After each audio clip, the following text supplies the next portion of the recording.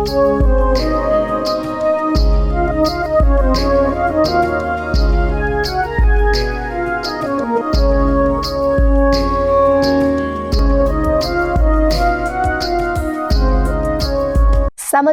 समाग्निश्च समधातुमलक्रियः प्रसन्नात्मेन्द्रियमनाः स्वस्थ इत्यभिधीयते। नमस्ते, मैं श्वेता आज केंद्रीय संस्कृत विश्वविद्यालय गंगानाथ झा परिसर की ओर से आयोजित इस विशेष संवाद सत्र में आप सभी दर्शकों का हार्दिक स्वागत और अभिनंदन करती हूँ। आज के दौर में हम स्वास्थ्य की और आयुर्वेद की चर्चा बहुत करते हैं, लेकिन आयुर्वेद के नाम पर फैली भ्रांतियों और इंस्टेंट नुस्खों के कारण आयुर्वेद कहीं खो सा जाता है। आज हमारे साथ एक ऐसी विदुषी उपस्थित है जो पिछले 2 दशकों से सोलापुर आयुर्वेद महाविद्यालय के संहिता विभाग में असिस्टेंट प्रोफेसर के रूप में कार्यरत तो है ही, साथ ही वो इस आयुर्वेद के पौध को कई वर्षों से संचित करने का कार्य कर रही हैं। जी हाँ, हमारे साथ हैं डॉक्टर गायत्री समीर देशपांडे मैम। नमस्ते मैम, आपका इस संवाद में हार्दिक स्वागत है। धन्यवाद मैम, आज हम आपसे जानेंगे कि वास्तव में स्वास्थ्य क्या है और हमारी जो जीवन शैली में कहीं जो चूक हो रही है वो कहाँ है और उसको कैसे सुलझाया जा सकता है, क्योंकि आज भी भारत की सारी परंपरा और आयुर्वेद परंपरा क्या शायद आज उतनी ही प्रासंगिक है जो हमें जीवन शैली से संबंधित सही रास्तों का चुनाव करने में मदद कर सके। तो आपसे मैं सबसे पहले संवाद को अविलंब आरंभ करते हुए पूछना चाहूंगी कि वास्तव में स्वास्थ्य की अवधारणा क्या है?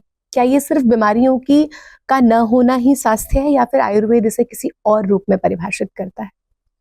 स्वास्थ्य का मतलब ये है कि स्वस्थ मीन्स आप स्व में स्थित है। अब ये स्व में स्थित जो है स्वास्थ्य जो है, अभी मॉडर्न मेडिसिन जो बताता जाता है कि ये जो डिसीज का ना होना, किसी भी व्याधि का लक्षण दिखाई ना देना, इसका मतलब आप स्वस्थ है या आप हेल्दी है। हालांकि ये डेफिनेशन मॉडर्न मेडिसिन WHO भी चेंज कर चुका है। वो अब कहता है कि सिर्फ शारीरिक व्याधि नहीं तो मानसिक व्याधि को भी उन्होंने उसमें ऐड किया हुआ है। लेकिन फिर भी आयुर्वेद की जो स्वास्थ्य की परिभाषा है वो इससे कई गुना बेहतर है। बेहतर इसलिए है क्योंकि शारीर घटक जो है, जो व्याख्या, जो परिभाषा आपने सबसे पहले सुनाई थी, समदोषः समाग्निश्च समधातुमल क्रियाः। अब इसमें जो दोष, धातुमल और अग्नि है, ये तो शारीरिक घटक है, शारीरिक एलिमेंट्स, बॉडी एलिमेंट्स है। तो ये सब जो है वो समस्थिति में है। ये तो मॉडर्न मेडिसिन भी मानता है कि जो आपके शारीर के घटक है वो समस्थिति में है, जितनी मात्रा में चाहिए उतने हैं तो वो आप स्वस्थ हैं। तो ये आयुर्वेद भी मानता है। तो यहाँ तक हम समान हैं। हाँ, यहाँ तक हम समान हैं। लेकिन फिर आगे जो होता है कि प्रसन्न आत्मेन्द्रिय मनाः। अब ये नहीं कह रहे हैं कि कोई मानसिक व्याधि का लक्षण नहीं है तो आप स्वस्थ हैं। वो ये कह रहे हैं कि आपका मन प्रसन्न होना चाहिए। मेरे शरीर में कोई मानसिक व्याधि नहीं है, फिर भी मेरा मन अगर प्रसन्न नहीं है, मेरी इंद्रियां अगर प्रसन्न नहीं है, क्योंकि कोई भी काम जब आप करते हैं तो बिना ज्ञानेंद्रिय, बिना कर्मेंद्रिय नहीं कर पाते हैं। ज्ञानेंद्रिय और कर्मेंद्रिय, इन दोनों को सहायक जो है वो उभयात्मक मन है। तो अगर आपका मन प्रसन्न रहेगा तभी आपकी ज्ञानेंद्रिय और कर्मेंद्रिय अच्छे से काम करेगी। और ये तीनों का जो संगम है, त्रिवेणी संगम, जो आपके ज्ञानेंद्रिय, कर्मेंद्रिय और मन से होगा, वही आपके आत्मा को प्रसन्न करेगा। क्योंकि आत्मा तो कुछ काम करने वाली नहीं है, वो तो निर्विकार है, वो तो सिर्फ देखने वाली, दृष्टा बताया गया है। तो ये सब अगर प्रसन्न है तभी जाके आप स्वस्थ रहेंगे। तो स्वस्थ की परिभाषा जो है वो बड़ी ही अच्छी आयुर्वेद क्यों बताता है, व्यापक क्यों बताता है, क्योंकि आत्मा, मन, इंद्रिय, इन सभी का समावेश ये करता है, सिर्फ शारीरिक घटकों का नहीं है। तो स्वस्थ की परिभाषा जो आयुर्वेद की है उसमें आपकी इंद्रियां भी निर्मल होंगी, आपका मन भी निर्मल होगा और ये दोनों निर्मल होगा।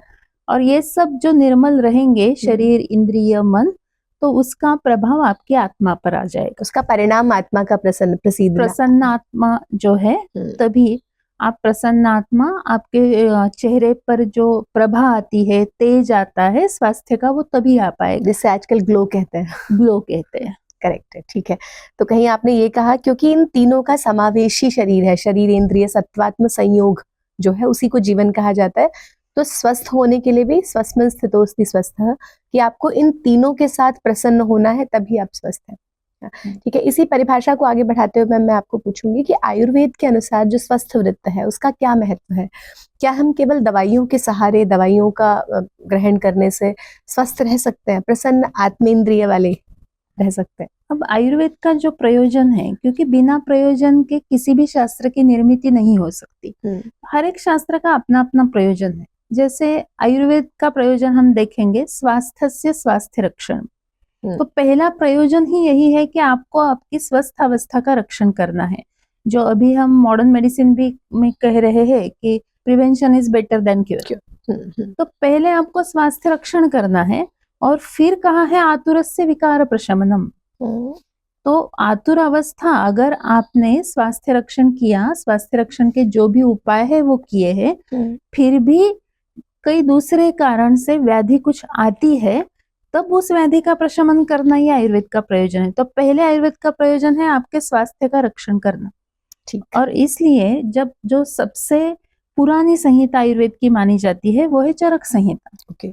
तो चरक संहिता लीजिए, अष्टांग हृदय, अष्टांग संग्रह, कुछ भी लीजिए, सभी में स्वस्थ वृत्त कहा गया है। तो चरक संहिता देखते हैं तो उसमें पहले भेषज चतुष्क आता है, क्योंकि चरक संहिता का प्रयोजन थोड़ा अलग है। लेकिन उसमें भी फिर भेषज चतुष्क के बाद जो आता है वो स्वास्थ्य चतुष्क ही आता है।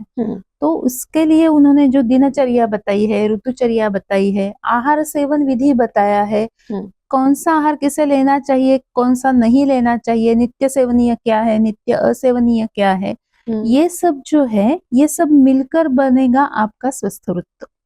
ओके। तो ये सब जब आप फॉलो, इसमें कहीं पे भी व्याधि, मतलब अभी दवाइयां तो है ही नहीं, दवाइयां कुछ भी नहीं है, सिर्फ आपको नियम बताए गए हैं आपकी स्वस्थ अवस्था मेंटेन करने के लिए। क्योंकि जो आहार आप लेते हैं उसी से आपके शरीर का पोषण होगा। तो आहार अगर ठीक है तभी जाके आपका शरीर जो है वो ठीक रहेगा, दोष ठीक रहेंगे। तो यहाँ पर कहीं पर भी औषधियां नहीं आई। वो कहते हैं कि ये सब अगर आप फॉलो करते हैं तो आप स्वस्थ ही रहेंगे, व्याधि आएगा नहीं।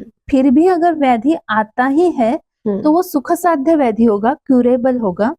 उसकी जो तीव्रता है वो कम से कम रहेगी, कम से कम औषधि में वो ठीक हो जाएगा, कम से कम समय में भी वो ठीक हो जाएगा। तो इसलिए स्वस्थ वृत्त का महत्व क्या है कि स्वस्थ वृत्त आपकी स्वस्थावस्था भी मेंटेन करता है, और व्याधि से भी, और व्याधि से बचाव करता है। और व्याधि अगर हो भी जाती है तो वो सुख साध्य व्याधि हो जाती है, सुख साध्य। तो इसलिए इसका प्रयोजन जो है तो पहले स्वस्थ वृत्त बताया गया है।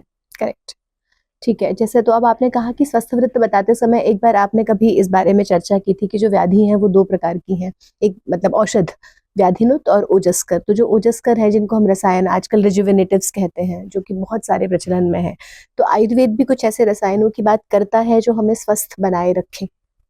जो अष्ट अंग बताए हैं, जैसे ग्रंथ का नाम ही दिया गया है अष्टांग संग्रह या अष्टांग हृदय, उसमें जो 8 अंग बताए गए हैं आयुर्वेद के, काय बाल ग्रह ऊर्ध्वांग जरा, उसमें आता है एक जरा। जरा का मतलब है वृद्धत्व। तो वृद्धत्व का नाश करने वाला, वृद्धत्व को डिले करने वाला जो औषध है उससे नाम दिया गया है रसायन चिकित्सा। ओके, वही रिजुवेनेटिव है, मतलब वही रिजुवेनेटिव है, या आज के परिप्रेक्ष्य में हम ऐसा कह सकते हैं कि जो इम्यूनोमॉड्यूलेटर्स हम कहते हैं, आपकी इम्यूनिटी बढ़ाने वाले मेडिसिन जो है। जैसे कोविड समय में आप सभी ने देखा था कि कोविड समय में सभी ने च्यवनप्राश ले लिया, कुछ भी ना सोचते हुए। तो ये जो रसायन चिकित्सा जो है वो जैसे इम्यूनोमॉड्यूलेटर्स, आपकी इम्यूनिटी बढ़ाने वाले जो औषध है उसे रसायन कहा जाता है। आयुर्वेद ऐसा मानता है कि रसायन जो है वो अलग अलग प्रकार के होते हैं, सभी के लिए एक ही रसायन नहीं होता है। जैसे काम्य रसायन है कि किसी स्पेसिफिक, किसी इच्छा से आप जो रसायन लेंगे वो काम्य रसायन है। जैसे अगर मुझे मेरा प्राणवायु स्रोत, जिसे हम रेस्पिरेटरी सिस्टम कहते हैं, श्वास प्रश्वास क्रिया, उसमें अगर कुछ प्रॉब्लम आता है तो उसकी कामना, उसके हेल्थ के लिए मुझे कुछ लेना है तो मैं च्यवनप्राश चूज करूंगी, क्योंकि वो काम्य रसायन मीन्स विशिष्ट कामना से लिया हुआ रसायन। नैमित्तिक रसायन, जो स्पेसिफिक व्याधि मुझे हुआ है, वो व्याधि का परिमोक्ष होने के बाद वहां पर जो भी कुछ डिफॉर्मिटी बचती है या व्याधि वह पुनः न हो, इसके लिए जो लिया किसी जाता है निमित्त से जो लिया वो जाता है। निमित्त से लिया जाता है। हम्म, तो वो जो है वो नैमित्तिक रसायन है। तो रसायन के भी अलग अलग प्रकार है, एक ही रसायन सभी को नहीं होता है। स्वस्थ वृत्त के लिए आप कुछ रसायन ले सकते हैं, लेकिन ऐसा नहीं है कि वो आपको नित्य लेना है। नित्य लेने के लिए जो रसायन बताया गया है वो क्षीर और घृत बताया है कि ठीक है। दुग्ध जो है, दुग्ध और घृत आप हर रोज रसायन के माध्यम से ले सकते हैं। तो अभी आपने क्षीर और घृत की बात की, तो एक तरह से जो आजकल चल रहा है कि क्षीर और घृत का सेवन करने से कोलेस्ट्रॉल बढ़ेगा, या क्योंकि डेयरी प्रोडक्ट्स नहीं खाने हैं क्योंकि उनसे अलग अलग तरह की एलर्जीज हो रही हैं, जबकि वो एक रसायन के रूप में भी कार्य करते हैं, तो इसका कोई लॉस भी होगा? हाँ, उसका लॉस तो होगा, क्योंकि अभी जो हमें दुग्ध मिल रहा है वो जो संहिता में बताए हुए दुग्ध के गुण हैं उससे कई परे है। जैसे अभी जो दुग्ध मिल रहा है, बहुत जगह हम पढ़ते हैं कि केमिकल से बनाया हुआ दूध मिल रहा है, तो वो दूध तो रसायन का काम करेगा नहीं। दूसरी बात यह है कि जो घी हम घर में बनाते हैं, प्रोसेसिंग, जैसे संस्कार की बात की जाती है, आयुर्वेद प्रोसेसिंग को कहता है संस्कार। तो संस्कार क्या होता है? गुणांतराधानम, गुणों में बदल करना, यही संस्कार है। तो आपको दूध से दही बनाना है, दही से तक्र बनाना है, और तक्र से नवनीत बनाकर नवनीत से फिर घी निकालना है। इस तरीके का अगर घी आपका होगा तो वो 100% रसायन का काम करेगा। दूसरा, घी पर बहुत सारे रिसर्च अब हो चुके हैं, तो ये जो बहुत लोगों का कहना है कि घी जो है वो खा लिया तो कोलेस्ट्रॉल बढ़ता है, तेल और घी, इनका दोनों का अगर आप कंपेयर करते हैं तो घी बहुत ज्यादा गुना अच्छा है। दूसरा, उसे मात्रा में ही सेवन करना है। ऐसा नहीं है कि घी रसायन है तो चलो मैंने 3 बार आधी कटोरी 10-10 चमचे घी खा लिया, तो वो तो कोलेस्ट्रॉल बढ़ाएगा ही, क्योंकि वो तो लिपिड ही है। लेकिन सम्यक मात्रा में अगर आप खाते हैं, आपके सभी धातुओं को स्निग्ध कर देगा, आपके शरीर को स्निग्ध रखेगा, जिससे वात का शमन होगा और वो रसायन कार्य करेगा। अगला क्वेश्चन मैम ये है कि आजकल मॉडर्न साइंस मेटाबॉलिज्म की बात कहती है, तो क्या यही आयुर्वेद के अनुसार बताई गई अग्नि है? और बहुत अधिक भूख लगना या ना लगना, क्या ये दोनों ही चीजें अस्वस्थता के लक्षण हैं? मेटाबॉलिज्म का कंपेयर हम अग्नि संकल्पना से कर सकते हैं, लेकिन अग्नि संकल्पना जो है वो बहुत ही व्यापक है मेटाबॉलिज्म से। जैसे अभी मॉडर्न मेडिसिन डाइजेशन कहता है, फूड डाइजेशन, लेकिन वो एब्सॉर्प्शन पर ध्यान नहीं देता है। तो आयुर्वेद की जो पचन प्रक्रिया है, या जिसे हम अग्नि संकल्पना कहते हैं, तो अग्नि का, गृहिणी का जो काम है वो सिर्फ पचन करना नहीं है। जैसे आप देखेंगे तो उसका कार्य क्या बताया है, तो वो धारण करना, आहार को जितना समय पचन के लिए लगता है उसे धारण करना, क्योंकि आपका आहार जो है वो जल्दी जल्दी आगे चला जाएगा तो उसका पचन नहीं होगा। जैसे हम अतिसार, लूज मोशन की अवस्था में देखते हैं कि पेरिस्टाल्टिक मूवमेंट बढ़ जाती है, तो वो आहार जो है वो रुकता नहीं है एक जगह, तो इसलिए उसका पचन ठीक से नहीं हो पाता है और वो जो अपाचित आहार है वो मोशन के रूप में चला जाता है। ठीक है। तो ये जो है धारण करना, धारण करने के बाद उसका पचन करना, पचन करने के बाद सार किट्ट विभाजन, उसमें से सार भाग को निकालना, किट्ट भाग को सेपरेट करना, किट्ट भाग को मल में रूपांतरित करना, सार भाग को आहार रस में रूपांतरित करना, ये सब जो है, और फिर वो आहार रस जो है वो हृदय की तरफ भेजकर उसे पूरे शरीर में प्रवाहित करना, ताकि वो सभी शरीर को पोषण दे सके। ये इतनी व्यापक अग्नि संकल्पना है। ओके। तो मतलब आयुर्वेद ये सारा जो आपने प्रोसेस बताया है कि भोजन आया, उसका धारण किया, फिर उसका पाचन किया, पाचन का मतलब उसे पकाया, फिर उसमें से सार किट्ट विभाजन किया, ये सब काम अभी अग्नि ही कर रही अग्नि ही कर रहा है। लेकिन वो उसमें दोष भी इन्वॉल्व हो जाएंगे, जैसे पाचक पित्त है, समान वायु है, तो अलग अलग दोष, अलग अलग एलिमेंट्स जो है वो अपना अपना रोल उसमें निभाएंगे। और दोष का मतलब भी, दोष का मतलब जैसे हम लौकिक भाषा में दोष का अर्थ मानते हैं कि दोष माने दूषित जो करते हैं, तो दोष वो नहीं है, दोष मतलब जो धारण भी कर रहे हैं। साम्यावस्था में साम्यावस्था में तो दोष धारण ही करेंगे, तो इसलिए उन्हें धातु भी कहा गया है, धारणात् है। धातवः। अगर सम्यक अवस्था में है तो वो शरीर का धारण करेंगे, अगर वो बढ़ गए हैं तो दूसरों को दूषित करेंगे, इसलिए वो दोष हो जाएंगे। ओके, ठीक है, दूसरों को दूषित करेंगे, बाकी चीजों को शायद। ठीक है, तो हमें समझ आया कि मेटाबॉलिज्म बहुत छोटा है और जो अग्नि है वो उसका व्यापक कार्य है और उसकी दृष्टि भी व्यापक है। ठीक उसी तरह मैम एक हम बात करते हैं गट ब्रेन कनेक्शन की, आजकल बहुत फेमस भी है। तो आयुर्वेद में जो गृहिणी है और उस मन जो है उसका आपस में क्या संबंध आयुर्वेद बताता है, और क्या मानसिक तनाव भी हमारे पाचन को बिगाड़ने का में कोई रोल प्ले करता है? जो गट ब्रेन एक्सिस जो है, वो गट ब्रेन एक्सिस जो आयुर्वेद में बरसों से ये कहा गया है कि ये जो गृहिणी है उसे नाम दिया है उन्होंने पित्तधरा कला। और ये पित्तधरा कला जो है, पित्तधरा कला और मज्जावह कला, ये दोनों एक दूसरे से मेल खाती है। तो जहां जहां पित्तधरा कला प्रभावित होगी वहां वहां वो मज्जाधरा कला, अब मज्जा क्या है तो वो डायरेक्टली आपके ब्रेन से रिलेट हो जाता है। तो जहां जहां ब्रेन रिलेटेड डिसीज आ जाते हैं, आपके मेंदु विकार जहां आ जाएंगे, मेंदु से रिलेटेड सभी चीजें वो आपके गृहिणी से, आपके पचन शक्ति से कोरिलेट हो जाती है। वही आज मॉडर्न साइंस बता रहा है कि आपका गट ब्रेन एक्सिस, वो तो ये भी कह रहे हैं कि गट जो है वो आपका सेकंड ब्रेन है। आप जो खाना खाते हैं उसी से आपके मन का, आपके इंद्रियों का और आपके जो मज्जावह संस्थान है जिसे हम ब्रेन कहते हैं, सभी का पोषण आपके आहार से ही हो जाएगा।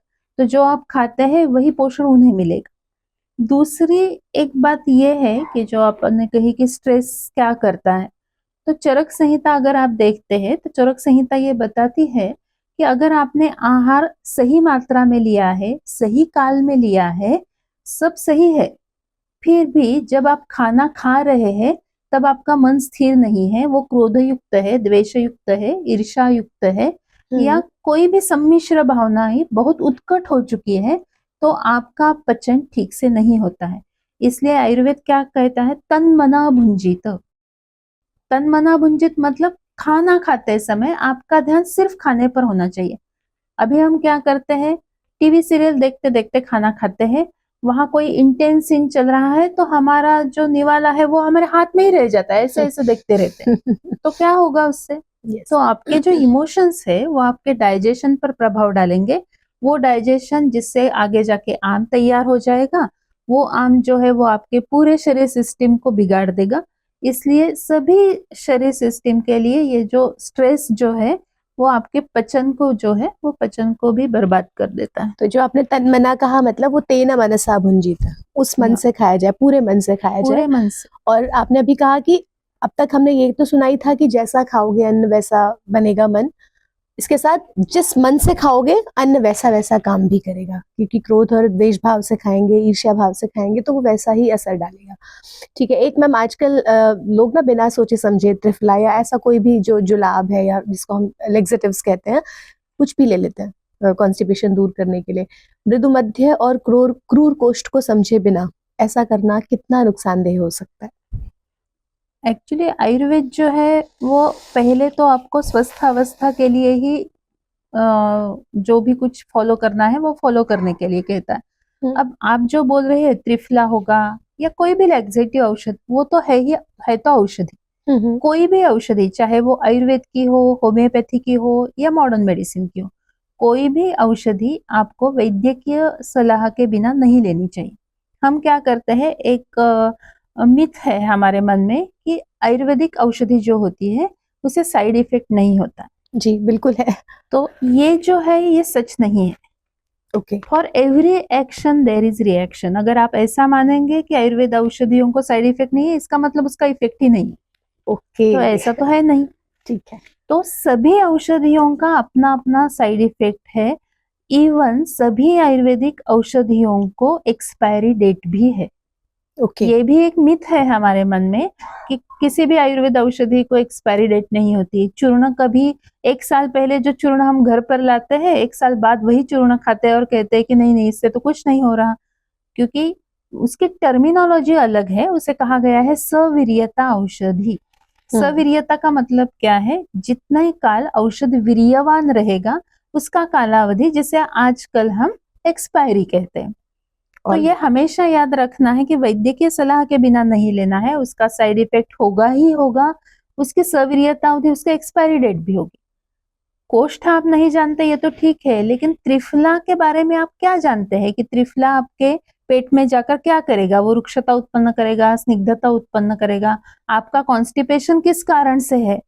अगर आपके खाने में कोई भी रफेज नहीं है, उसके कारण से आपको कॉन्स्टिपेशन हो रहा है, तो त्रिफला क्या करेगा उसमें? ओके, अगर बहुत ज्यादा वात प्रकोप हुआ है, उसके कारण से जल का शोषण हुआ है, तभी त्रिफला कुछ नहीं कर पाएगा। वहां तो गर्म पानी और घृत अगर आपने खाने से पहले लिया तो आपका पेट ठीक हो जाएगा। तो ये जो लैक्सेटिव लेना ये एक आदत हो चुकी है, वो सबसे गलत बात है। त्रिफला का काम क्या है? फिर त्रिफला मतलब कैसे काम कर रहा है? आपने कहा कि अगर रुक्षता की वजह से हुआ है तो भी नहीं होगा, और अगर आपने किसी भी तरह का रफेज नहीं खाया तो भी त्रिफला काम नहीं करेगा। तो नहीं, त्रिफला किस स्थिति में? त्रिफला आपको वो लैक्सेटिव का काम करेगा क्योंकि वो लैक्सेटिव है ही, ओके, लेकिन वो आपको बेनिफिट पूरा नहीं देगा। मतलब वो रुक्षता का वो कोई समाधान नहीं है, वो नहीं, रफेज आपको नहीं है। हर रोज लेना पड़ेगा फिर एज अ लैक्सेटिव से। आदत ऐसा नहीं होगा कि मैंने ये मेडिसिन लिया तो मेरी ये जो मूल खत्म हो गया, जड़ खत्म हो गई हाँ, समस्या। तो ऐसे नहीं होगा। आपको उतने दिन त्रिफला लेते ही रहना है, लेते ही रहना है। इसीलिए देखते हैं कि लोगों को आदत ही हो गई है। अब जैसे आदत हो मेरे जैसे जाती है। लोग हैं, मुझे लगता है मैं बचपन से ही ले रही हूँ और अब ले ही रही हूँ, मतलब क्योंकि नियम ही वो हो गया। त्रिफला जो है वो रुक्ष है, तो वो आपका कोष्ठ जो है और रुक्ष कर देगा। तो गर्म पानी में घी मिलाकर अगर खाने से पहले आप लेते हैं तो वो कोष्ठ सॉफ्ट हो जाता है, मोशन जो है वो अपने आप हो जाती है। तो ये देखना है कि किस कारण से वो हो रहा है और किस तरीके का लैक्सेटिव। लैक्सेटिव में भी बहुत टाइप्स है, ऐसा नहीं है कि त्रिफला एक ही लैक्सेटिव है।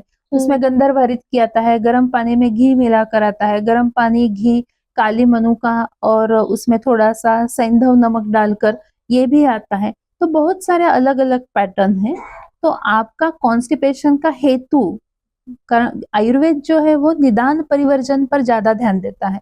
जब तक आप निदान मीन्स कारण क्या है आपके लक्षण का, व्याधि का, उस पर आप जब तक काम नहीं करेंगे तब तक आपका पूरा लक्षण या पूरा व्याधि खत्म नहीं हो पाएगा। तो आपने जो ये वाला मिथ आज दूर किया, ये बहुत सटीक जवाब है उन लोगों को जो कहते हैं कि आयुर्वेदिक औषधियों की एक्सपायरी डेट नहीं होती। तो उसका सीधा सा जवाब है, every action has a reaction, equal reaction. तो अगर इसका कोई रिएक्शन ही नहीं है, इट मींस इसमें प्रभाव था ही नहीं। वाह, ठीक है मैम। एक और बात है, मतलब एक और मिथ है कि ऐसा कहा जाता है कि वो मॉडर्न साइंस भी कहती है कि सभी रोगों की जो जड़ है वो आम है। तो इसे कैसे पहचाने? और ये क्या जीभ पर सफेद परत आ जाना या इस तरह का कोई भी संकेत आम के लिए है कि हमारे शरीर में आम बन रहा है? तो आयुर्वेद जो है, आयुर्वेद ये मानता है कि सभी व्याधि जो है वो अग्नि से स्टार्ट होते हैं। अग्नि मीन्स आपकी पचन शक्ति। पचन शक्ति जितनी आपकी मंद होती जाएगी उतनी व्याधि होने की आशंका बढ़ती जाएगी। इसीलिए कहते हैं कि पेट से सब शुरू होता है। यस। अब होगा क्या कि जब आपकी अग्नि कम है लेकिन आपने खाना तो उतना ही खाया जितना आप हर रोज खा रहे हैं, तो वो तो उसे पचा नहीं पाएगा। आपने वो बीरबल की खिचड़ी सुनी है कि उसने वो इतनी दूरी पर वो टांगा था खिचड़ी वाला पात्र, तो वो तो पक ही नहीं पाई। तो आपका अग्नि इतना कम हुआ है कि वो पूरा जो आपका आहार है वो पचा नहीं पाता है। फिर वो जो अपक्व आहार है, इनडाइजेस्टेड फूड है, वो फर्मेंट होने लगता है। जैसे आप देखिए कि घर में कुछ बचा हुआ कुछ अन्न है और आप कहीं बाहर जा रहे हैं, बाहर गांव, आपने घर लॉक कर दिया, गलती से वो आप फेंकना या कुछ उसका करना, फ्रिज में रखना भूल गए। आप 3 दिन 2 दिन बाद जब आएंगे तब वो फर्मेंटेड हो जाता है। हाँ। उसका एक स्पेसिफिक स्मेल भी आता है। खट्टा हो जाता है। वैसे ही शरीर में ये इनडाइजेस्टेड फूड होता है, अपक्व आहार, जिसे हम हमारी भाषा में कहते हैं आम। अब ये जो आम है वो क्या होता है, वो बहुत ही चिपका हुआ होता है कि कहीं भी जाएगा तो किसी भी ना किसी चीज को चिपक कर बैठ जाएगा। तो दोषों को चिपक कर बैठेगा तो साम दोष कहलाएंगे, धातुओं को चिपक कर बैठेगा तो साम धातु, मलों को चिपक कर बैठेगा तो साम मल हो जाते हैं। तो ये आम पूरे शरीर में घूमता घूमता जहां पर भी पहले से कुछ विगुणता है, कुछ डिफॉर्मिटी है, वहां पर आकर रुक जाता है और वहां व्याधि उत्पन्न करना स्टार्ट कर देता है। तो इसलिए हम कहते हैं कि आम से एक तो अग्निमांद्य होता है, फिर आम।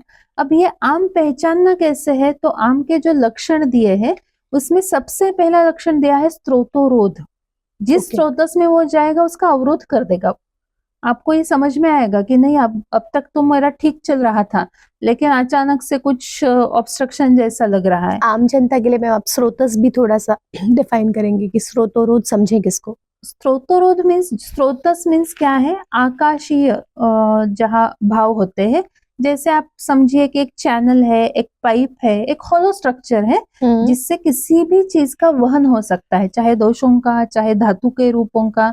आप तो समझ लीजिए कि आपके ब्लड वेसल है, तो उसमें से ब्लड जा रहा है, तो ये जो ब्लड वेसल है वो भी एक स्त्रोतस का ही रूप है।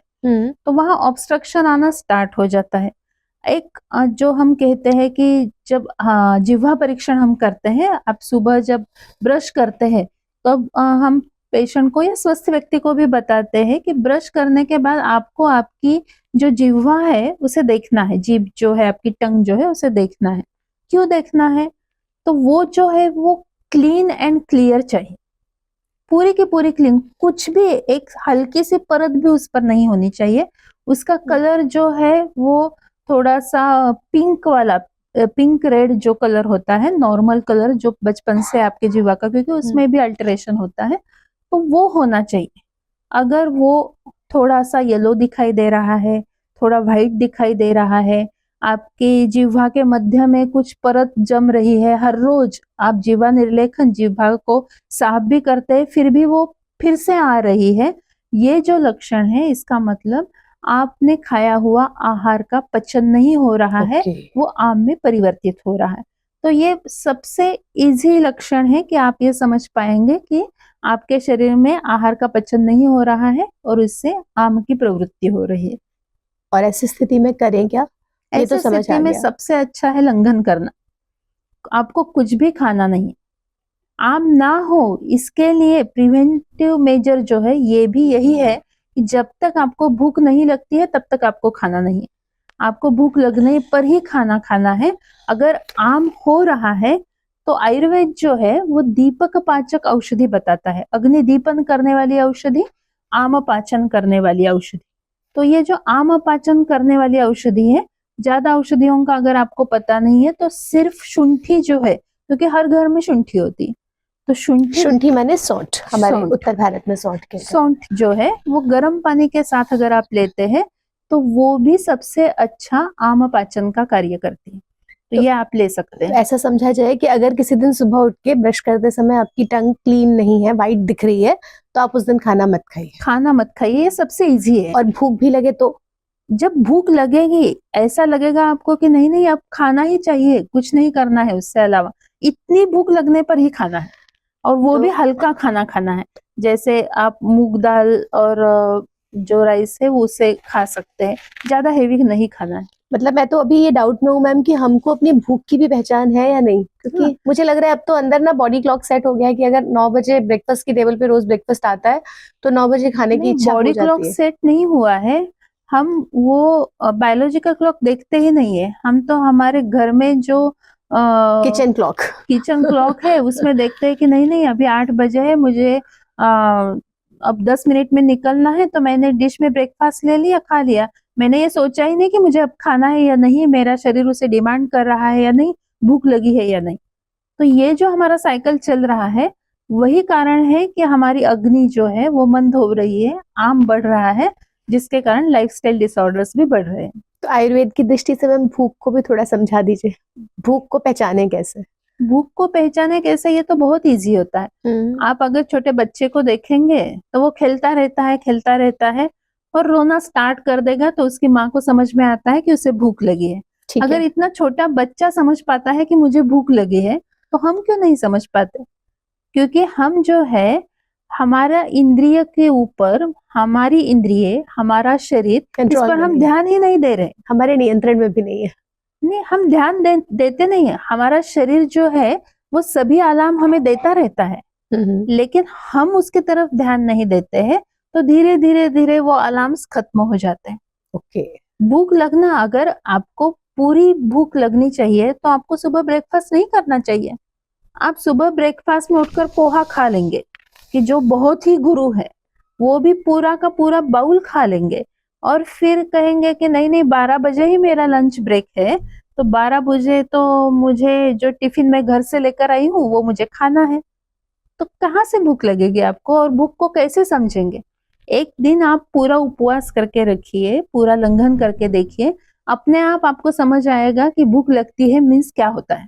ओके, और जब वैसी वैसी भूख लगे तब भी खाएं, नहीं तो आप जबरदस्ती का खा रहे हैं, फिर वो बचेगा कैसे? बचेगा नहीं। ठीक है। अगला सवाल भी कुछ ऐसा सही है मैम कि आजकल ना पीसीओडी बहुत हो रहा है। मुझे लगता है कि हर 10 में से 3 बच्चियों को, एक डेटा कहता है कि पहले वो 10 में से 7, मतलब 10 में से 3 को होता था, अब 10 में से 7 को हो रहा है। इतना गति से बढ़ रहा है। तो एक तो इसकी वजह क्या है, और जो डायबिटीज और स्ट्रेस की जो बाढ़ सी आ गई है, चरक संहिता या आयुर्वेद की किसी भी संहिता के अनुसार इसका मुख्य कारण प्रज्ञापराध है या कोई और लाइफस्टाइल रीजंस है? अब पहले बात करते हैं पीसीओडी की। पीसीओडी जो है, पीसीओएस जो है, या हार्मोनल इम्बैलेंस जिसे हम अभी कहते हैं, बढ़ने का सबसे महत्वपूर्ण कारण ये है कि हम अपनी परंपरा को भूल चुके हैं। आयुर्वेद भी कहता है कि रजस्वला परिचर्या, जब रजब प्रवृत्ति स्टार्ट हो जाती है किसी भी बच्ची को, स्त्री को, तो वो जो 4 दिन है उसके लिए स्पेसिफिक परिचर्या रजस्वला बताइए। से मतलब मासिक धर्म, मासिक धर्म, मेंस्ट्रुएशन। मेंस्ट्रुएशन के ये जो 4 दिन है मासिक धर्म वाले, उसमें आपको क्या करना है क्या नहीं करना है, ये स्पष्ट रूप से बताया गया है कि उस 4 दिन में आपको रेस्ट ही करनी है। ओके। आपको ज्यादा, इसका मतलब ऐसे नहीं है कि मैं जॉब कर रही हूँ तो वो छोड़कर मुझे घर में रहना है लीव लेकर, लेकिन जितना कम शारीरिक कष्ट हो उतने कम शारीरिक कष्ट मुझे करने हैं। ज्यादा मानसिक स्वास्थ्य भी मेरा नहीं बिगड़ना चाहिए, मुझे क्रोध नहीं आना चाहिए, मुझे ईर्ष्या नहीं होनी चाहिए। इसलिए वो परंपरा से जो हम करते आ रहे थे कि उस 4 दिन में यहाँ वहां नहीं छूना है, एक जगह पर ही बैठना है, ज्यादा काम नहीं करना है, तो वो हमारे स्वास्थ्य के लिए ही था। उसका वजह थे कि आपको मानसिक स्थिति को भी समझना है, क्योंकि वो जो है रज प्रवर्तन जो है वो वायु पर निर्भर है, वात दोष पर, और जितनी फिजिकल एक्टिविटीज, मेंटल एक्टिविटीज ज्यादा होती है, वात बढ़ने लगता है। दूसरा यह है कि अभी जो हम देखते हैं टीवी पर सैनिटरी पैड्स के एडवर्टाइज, उसमें ऐसा दिखाई जाता है कि चलो अब सैनिटरी पैड है तो मैं कैसे भी खेलने जाऊंगी, स्विमिंग करूंगी, साइकिलिंग करूंगी, कथक करूंगी। आपको महीने के बाकी 24-25 दिन जो है वो फ्री है ये सब करने के लिए, तो फिर उन्हीं 4 दिनों में क्यों करना है ये सब? नहीं तो हम स्पोर्ट्स में तो मैम ये तो मतलब बिल्कुल ही उल्टा चल रहा है। अगर मैं एज अ स्पोर्ट्स पर्सन देखूं तो मेंस्ट्रुएशन के समय पे भी आपको उतना ही वर्कआउट करना है। बेसिकली कुछ पुशअप्स जैसी या क्रंचेस जो बहुत डायरेक्टली एब्डोमेन की वर्कआउट्स हैं, कोर वर्कआउट्स हैं, उनको छोड़ के भी डू एवरीथिंग। तो मतलब वो गलत ही जा रहा है। गलत ही जा रहा है। आप किसी भी फील्ड में हैं, आपको वो 4 दिन शारीरिक और मानसिक तनाव कम देना जो है वही लेनी है। वो आपके गर्भाशय को, आपके पूरे रिप्रोडक्टिव सिस्टम को बहुत अच्छा मेनोपॉज तक रखेगी। कुछ भी नहीं होगा। आप देखिए आपके दादा दादी मेनोपॉज तक कितनी स्वस्थ थी, ना उन्हें पीसीओडी था, ना उन्हें पीसीओएस था, सुना ना ही अभी है पिछले 5-7 सालों में हार्मोनल इम्बैलेंस नहीं हुआ था, कुछ नहीं हुआ था। तो ये जो है ये हम भूल चुके हैं, इसलिए ये बढ़ रहा है। ओके, तो आप कह रही हैं कि पीसीओडी और पीसीओएस की एक वजह ये है कि हमने वो जो रजस्वला दिनचर्या थी, थोड़ा विश्राम देने वाली स्थिति को छोड़ दिया है, जिसके कारण ये सब हो रहा है। तो आधी समस्या खत्म हो जाएगी। इसका कहीं पे कोलेस्ट्रॉल से और वजन से कोई लेना देना नहीं है? नहीं। जैसे ऐसा कहते हैं जिनको बच्चियों को वजन आजकल बहुत बढ़ जाता है, उनको पीसीओडी होना स्वाभाविक है क्योंकि गांठें पड़ जाती हैं। नहीं, ऐसा नहीं है। वो जो है, मैं वही बता रही हूँ कि रज प्रवर्तन ये वात दोष का कार्य है। ठीक है। अगर आपका वात दोष अच्छा है, ऐसा होता तो सभी जो ओवरवेट स्त्रियां है उनमें सभी में पीसीओडी होना चाहिए था, सभी में तो नहीं दिखाई देता है। तो इसका मतलब क्या है, उसके लिए स्पेसिफिक वजह। हाँ, ऐसे भी हो सकता है कि ये होने के बाद भी किसी को पीसीओडी हो सकता है, लेकिन उसकी वजह जो है वो अलग होगी। अभी जो सभी बच्चियों में जो दिखाई दे रहा है, इसका परसेंट 80% कम आएगा। वो जो 20% बच जाएंगे उसमें आपको कुछ अलग चिकित्सा ढूंढनी पड़ेगी। और इसके लिए कोई ऐसी औषध मैम जो आयुर्वेद में अच्छी हो, जिसको बिना किसी डॉक्टर की सलाह के भी अगर आपको लग रहा है कि कुछ रेगुलेशन है पीरियड्स में तो लिया जा सकता है? नहीं, ऐसी औषधि कुछ भी नहीं लेनी चाहिए, क्योंकि ये जो है वो डायरेक्ट हार्मोन से रिलेटेड है। तो ओके। आपको ऐसे कुछ नहीं लेना चाहिए कि नहीं नहीं मैंने ये खुद के मन से लिया। सिर्फ आप एक चीज कर सकते हैं कि उस काल में वात का अनुलोमन अगर अच्छे से हो रहा है तो कोई भी दिक्कत नहीं आती है। तो आपको अगर इन 4 दिनों में कुछ कॉन्स्टिपेशन जैसी स्थिति बन कंप्लेंट रही है, हम्म, इसके कारण क्या होता है, वात दोष जो है वो वात दोष क्या होता है, विपरीत गति का हो जाता है। विपरीत गति होने से रज का अवरोध हो जाता है। और पेन अधिक होता है। तो इसलिए आप गर्म पानी घी के साथ, या जो अभी आपने बताया था त्रिफला चूर्ण है, या कुछ थोड़ा सा लैक्सेटिव जैसे गंधर्व हरित की है, ऐसे थोड़े से लैक्सेटिव जो है वो आप यूज कर सकती है, जिससे आपका वातानुलोमन हो जाता है और बाकी कंप्लेंट्स जो है वो कम हो जाती है। तो अगर मतलब ये जो गांठें बनना है आजकल जो बहुत जनरल दिख रहा है, इसका भी एक कारण अनुलोमन ना होना है। हाँ, वातानुलोमन ना होना या किसी दोष, स्पेसिफिक दोष का बढ़ना, जैसे अगर गांठें आ रही है तो इसका मतलब ग्रथित होना ये कफ का कार्य है, वात का नहीं है। ओके। तो थोड़ा कफ का भी संबंध उसमें आ जाता है। तो उसका रज निष्क्रमण करना ये वात का कार्य है। अगर उसमें कफ आ जाता है, गांठें हो जाती है, तो उसके लिए वात का फोर्स थोड़ा बढ़ाना पड़ता है हमें। ओके, वो जो नॉर्मल फोर्स वाला वात उसे बाहर नहीं निकाल पाता है। ठीक बात। तो ये भी ध्यान रखना पड़ता है कि कौन से दोष जो है वो इन्वॉल्व हुए हैं इसमें। तो समरी ये है कि आप डॉक्टर मतलब चिकित्सक की परामर्श लें, तभी आप किसी भी तरफ बढ़ें। अदरवाइज अपनी दिनचर्या को सामान्य कर लें तो आधी समस्याएं खत्म हो सकती हैं। ठीक है। अगला सवाल, आपने जो इसमें से जो आपने कहा था कि डायबिटीज और स्ट्रेस, ये इसका कारण, मूल कारण क्या प्रज्ञापराध है? किसी भी व्याधि के आयुर्वेद 3 कारण मानता है। पहला कारण है असात्म इंद्रियार्थ संयोग। असात्म इंद्रियार्थ संयोग का मतलब क्या है, आपके इंद्रिय जो है, स्पेसिफिकली ज्ञान इंद्रिय और उनके विषय जो है उसका कितना संयोग होता है। अगर वो ठीक से संयोग हो रहा है, जैसे अभी हम सुन रहे हैं, देख रहे हैं, तो ये सम्यक संयोग है जो स्वस्थ का कारण है। उसमें अगर हीन योग हो जाता है, मिथ्या योग हो जाता है या अति योग हो जाता है, तो वो व्याधि का कारण बन जाता है।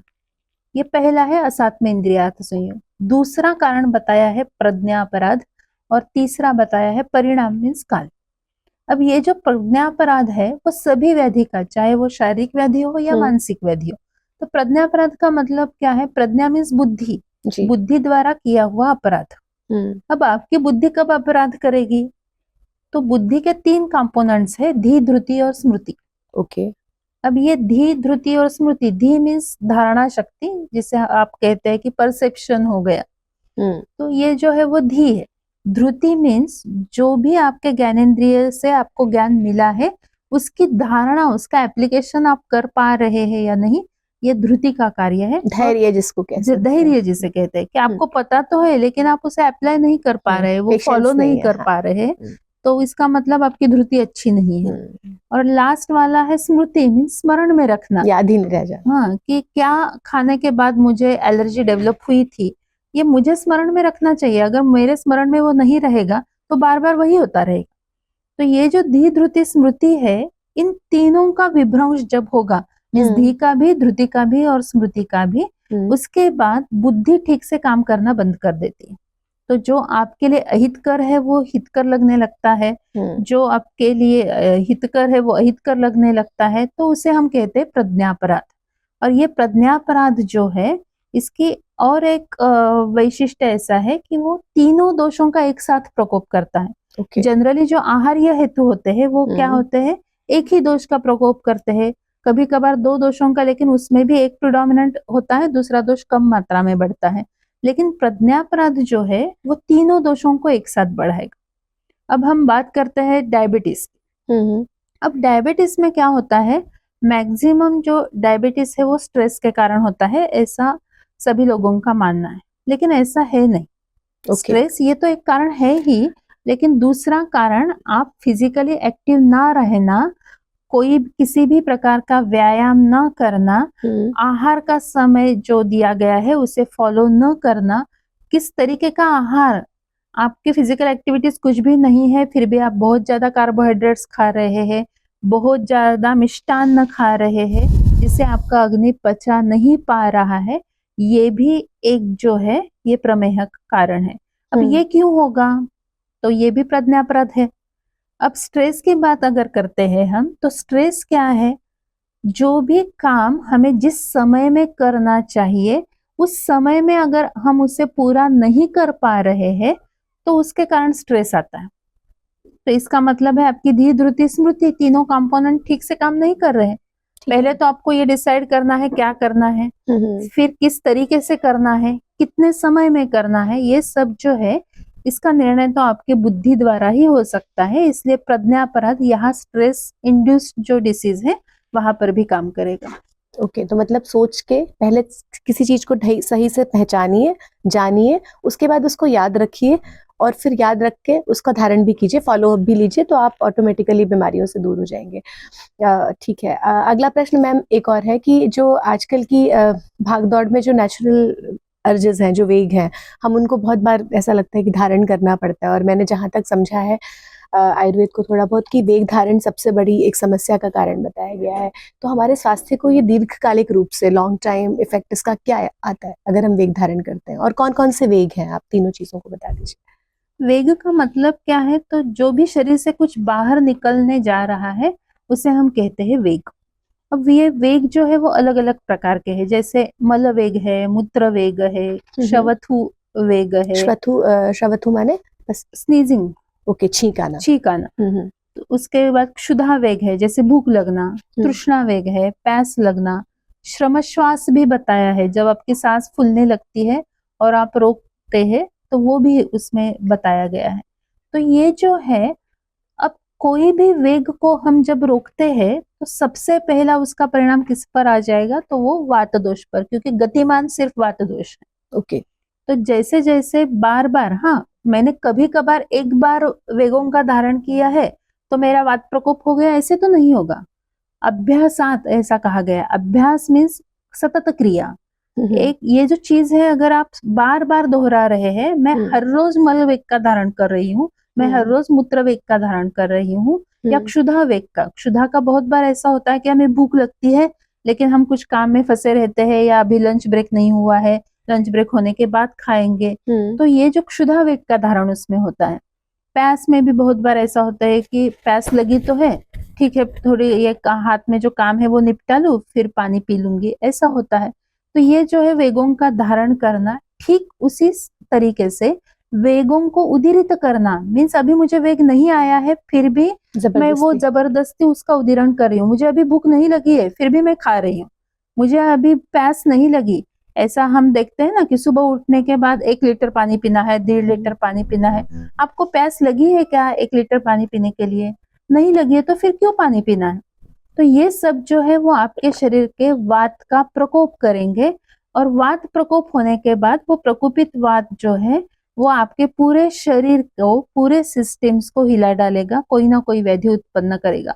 हर एक व्यक्ति के अपने अपने व्याधि भी दिए गए हैं।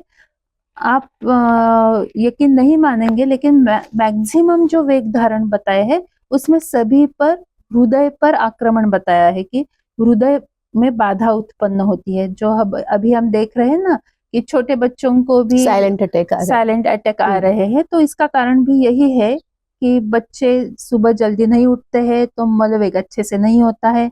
स्कूल में फिर वो उन्हें शेमफुल लगता है तो वो जाते नहीं है। तो ये जो है, तो वेग धारण जो है वो सभी तरीके से हमारी लाइफस्टाइल पर अटैक कर रहा है। मेन कारण यह वही है। तो इसको साइंटिफिकली थोड़ा सा समझाइए मैम। आपने कहा कि जितने भी वेग धारण है, एक तो मुझे 2 बातें इसमें से पूछनी है कि एक तो जैसे कई बार ऐसा होता है, आपने कहा क्षुधा का वेग भी आपको धारण नहीं करना है, तो भूख कई बार हम रोकते रोकते, हमें दिमाग क्या घंटी देना बंद ही कर देता है कि भूख लगी है, कुछ लोगों को पता ही नहीं चलता, भूख लगती ही नहीं है जैसा। भूख का वेग आप जब बार बार धारण करेंगे कि आपका शरीर आपको सिग्नल दे रहा है कि मुझे भूख लगी है, तो आपको खाना खाना चाहिए, लेकिन आप कुछ काम में व्यस्त है। इसलिए आयुर्वेद बताता है तन मना, जहां आपका ध्यान होगा, आपका मन होगा, वो बात आपको समझ में आएगी। इवन ज्ञान प्रक्रिया में भी जब आपका मन वहां पर होगा तभी ज्ञान प्रक्रिया पूरी हो जाती है। तो आप दूसरे काम में व्यस्त है तो शरीर सिग्नल देता है लेकिन आपको समझ में नहीं आता है, क्योंकि आप दूसरे काम में व्यस्त रहते हैं। आप अगर आपकी भूख पर केंद्रित हो जाएंगे तो आपको समझ में आएगा कि आपको भूख, ऐसा नहीं है कि शरीर सिग्नल देना बंद कर देता है। लेकिन एक बात होती है कि बार बार जब आप डिलेड, बहुत ही विलंब से खाना खाना स्टार्ट कर देते हैं, तो वो क्या होता है, तब तक अग्नि जो है वो कम होने लगता है। इसलिए अग्नि कम होने से, अग्निमांद्य होने से भूख लगना जो है वो कम कम होते जाता है। तो ये जो इफेक्ट है वो दिखाई देता है, लेकिन शरीर सिग्नल ही नहीं देता, ऐसा होता नहीं है। हम उस पर ध्यान नहीं देते क्योंकि हमारा ध्यान हमारे काम पर तो होता है। इसको ऐसे जोड़ सकते हैं, क्योंकि कहीं मैंने मन का लक्षण पढ़ा है किसी एक दर्शन में, तो वहां पे कहा है, शायद वैशेषिक का ही है, कि मन का लक्षण ये है कि वो एक समय में एक ही कार्य कर रहा है। तो आपने कहा क्योंकि हम किसी और कार्य में व्यस्त होते हैं तो मन तनमना वहां लगा है, तो वो भूख की तरह भूख के सिग्नल को रिसीव ही नहीं कर रहा है। भूख का सिग्नल तो मेंटल मतलब ब्रेन दे रहा है। अच्छा, दूसरा आपने कहा कि इन वेगों के धारण करने से भाई सीधा प्रभाव कई बार हृदय पे आता ही है, इसीलिए साइलेंट अटैक्स की घटनाएं आ रही हैं। ये थोड़ा सा साइंटिफिकली बताएंगे कि कैसे? अब पुरुष वेग और मूत्र वेग, ये दोनों वेग जो है, उन दोनों वेगों में ये बताया कि वो वेग अगर आप बार बार धारण करते हैं तो वो हृदय बाधा उत्पन्न कर देते हैं। इवन तृष्णा वेग में भी बताया है। तो इसका एक कारण ये है कि ये जो मलमूत्र निष्क्रमण है, आयुर्वेद उसके लिए अपान वायु को, वायु के 5 प्रकार है वात दोष के, उसमें से जो अपान वायु है उसका ये कार्य है। अब आप एक बात पर ध्यान दीजिए कि कोई पाइप है, उसमें से पानी जा रहा है, तो आपने उस पानी को रोक लिया, सही तो है। क्या होता है, पहले तो वो वहां पर जमने लगेगा, लेकिन उसकी कैपेसिटी जब बंद हो जाएगी तो फटेगा। वो उल्टा वापस जाने लगेगा। हम्म। सेम वही शरीर में होता है कि अपान की विकृति में अपान वही रुक जाता है क्योंकि उसका मलमूत्र निष्क्रमण आपने रोक दिया है, उसे बाहर जाने का रास्ता जो है अपान वायु का, तो वो ऊपर की ओर विपरीत गति में, उल्टी गति में जहां चलने रास्ता लगता मिलेगा है। वो वहां जाएगा। वो विपरीत गति में चलता है तो आगे उसके समान आ जाता है, तो फिर वो वायु समान वायु को दुष्ट करता है, जिससे डाइजेशन भी हैम्पर हो जाता है, और दुष्ट होकर वो फिर ऊपर आता है जहां पर व्यान वायु, व्यानो हृदय स्थित ऐसा बताया है। तो Okay. हृदय में स्थित जो है वो व्यान वायु है, वहां आकर वो पूरा का पूरा जो आपका सर्कुलेशन सिस्टम है, क्योंकि वायु का व्यान वायु का कार्य ही रस रक्त संवहन है, तो वो जब विकृत हो जाता है तो पूरा का पूरा आपका जो ब्लड सर्कुलेशन है वो डिफेक्टेड हो जाता है।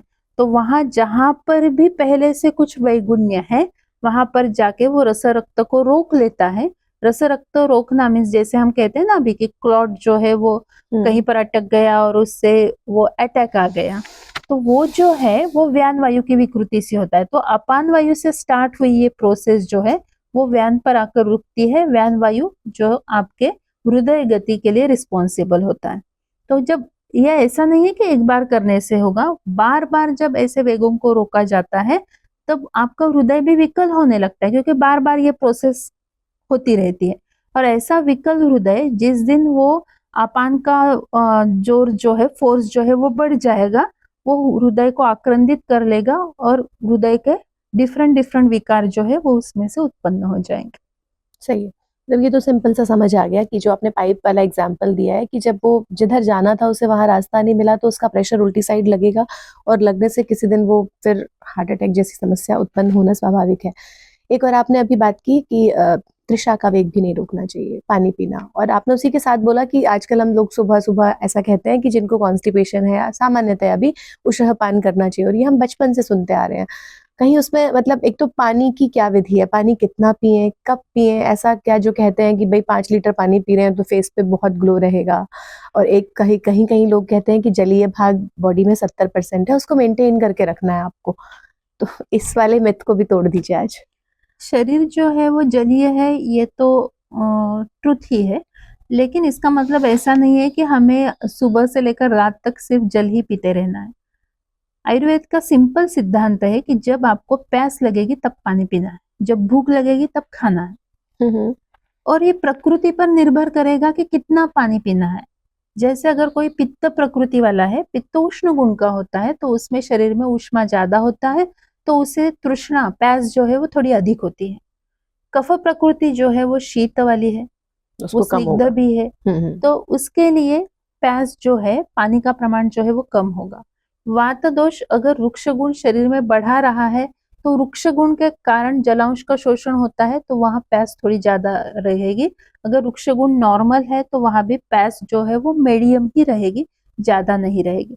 तो प्रकृति के अनुसार जल का प्रमाण जो है वो अलग अलग होता है, लेकिन नियम एक ही है, जब आपको प्यास लगे तब पानी पीना है। ऐसा नहीं है कि मैं सुबह उठी या इतना सारा पानी पी लिया। ये जो हम अभी देख रहे हैं कि चेहरे पर ग्लो आता है, ऊषप पान करने से कॉन्स्टिपेशन कम हो जाता है, ऐसा कुछ नहीं नहीं तो है। उसमें वो वाला भी कोई कारण नहीं है मैम। जैसे ऐसा कहते हैं कि जब हम रात को सोते हैं तो एक सलाइवा जो है बासी थूक जिसको कहते हैं, जो उत्पन्न होता है रात भर में, वो शरीर के लिए बहुत लाभदायक होता है। तो सुबह का पानी पी के पहले बिना कुल्लू किए उस सलाइवा को वापस से पेट में लेके जाए, जिससे कि अग्नि अपना मतलब रस धातु का निर्माण ज्यादा कर पाएगी।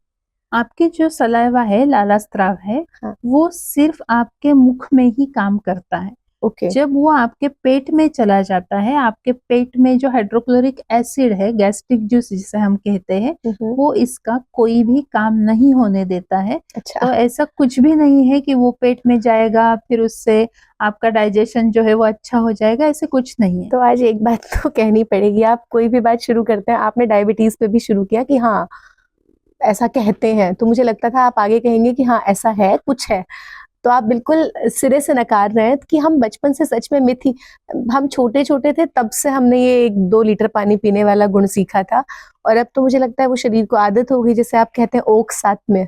ओ के साथ में होता है। और दूसरा ये जो आप इतना पानी जब पीते हैं तो वो आपका अग्नि कम करता है। अग्नि और जल दोनों विरुद्ध गुण के हैं।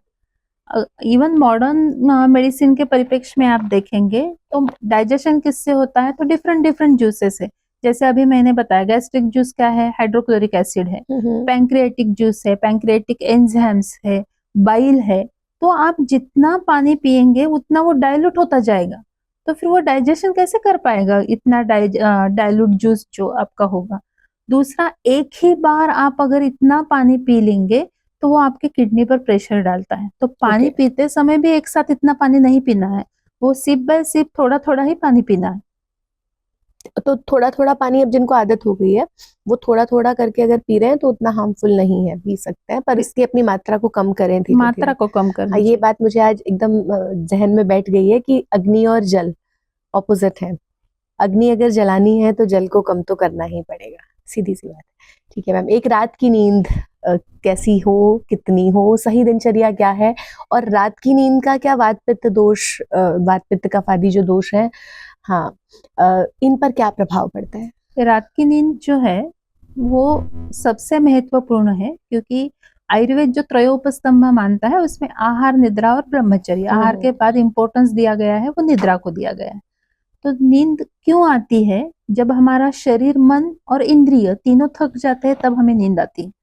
और ये नींद जब हम पूरी करते हैं तब हमारा शरीर भी, मन भी और इंद्रिया तीनों प्रसन्न हो जाते हैं, जो हमने स्वस्थ की व्याख्या में देखा था कि स्वस्थ किसे कहना है। तो अगर आपको आपके मन और इंद्रिय जो है वो थकान रहित करने हैं, प्रसन्न करने हैं, तो आपको नींद लेनी ही चाहिए। उसमें कोई भी एक्सक्यूज नहीं है। बहुत लोग ऐसा कहते हैं कि नहीं नहीं मुझे नींद तो 3-4 घंटे भी चल जाती है। ऐसा नहीं होता है, वो ओक साथ में हो जाता है, लेकिन शरीर पर जो उसका प्रभाव है वो आपको दिखाई देगा ही देगा। तो मिनिमम 6 घंटे जो है वो आपको अच्छे से नींद लेनी है। अच्छा, आपने कहा है कि मिनिमम 6, तो वो हर वय के लिए, मतलब हर आयु वर्ग के लिए 6 ही वो है? तो बाल और वृद्ध उनके लिए वो ज्यादा हो जाता है। जो कार्यरत व्यक्ति है उनके लिए ये 6 घंटे है। वो ठीक है। वैसे भी वात प्रकृति वाले को विश्राम थोड़ा ज्यादा लेना चाहिए, कफ प्रकृति वाले को विश्राम थोड़ा कम लेना चाहिए, पित्त प्रकृति वाले को मीडियम लेना चाहिए। और ये विश्राम और ये नींद रात को ही होगी तो बेहतर है, और एक साथ ही 6 घंटा होना चाहिए कि इसको ब्रेक्स में भी ले सकते रात को ही लेनी है, ब्रेक्स में नहीं लेनी है, क्योंकि जब आप बार बार ब्रेक करके निद्रा लेते हैं तो डीप स्लीप नहीं होती है, वो सुषुप्ति अवस्था नहीं आती है? सुषुप्ति अवस्था नहीं आती है, तो आपके मन को विश्राम नहीं मिलता, शरीर को तो मिल जाता है। तो ठीक वो है। एक साथ लेनी है। ओके, एक साथ लेनी है। और जिनके लिए ये संभव नहीं है उनके लिए कोई ऑप्शन संभव नहीं है ऐसा तो हो बनाओ। नहीं सकता, वो उसे संभव बनाना है अगर आपको हेल्दी रहना है। ओके। हाँ, अगर आपकी नाइट ड्यूटी ही है तो उतनी निद्रा आप दिन में खाने से पहले और उसके हाफ पीरियड में, अगर आपको 4-5 घंटे जागरण हो रहा है तो आपको दूसरे दिन खाने से पहले 2.5 घंटा जो है वो निद्रा लेनी है, जितना जागरण हुआ है उसके आधे समय। ओके, एक और भ्रम तोड़िए मैम आज। मैंने कहीं पढ़ा था, मुझे पुस्तक का नाम नहीं ध्यान आ रहा, कि रात में 12 से 2 का जो समय है, ये जो 2 घंटे हैं, या शायद 11:30 से 2 के बीच में सबसे गहरी निद्रा, जो सुषुप्ति अवस्था है, वो दिमाग की यहाँ पर होती है, कि इस समय में तो सोना ही है और कोई कार्य नहीं करना, क्योंकि ये माइंड को फूड देने का काम कर रहा है। नहीं, ऐसा कुछ नहीं है। एक्चुअली ऐसा है कि आप कितने बजे सोते हैं उस पर डिपेंड करेगा कि आप डीप स्लीप में कब चले जाएंगे।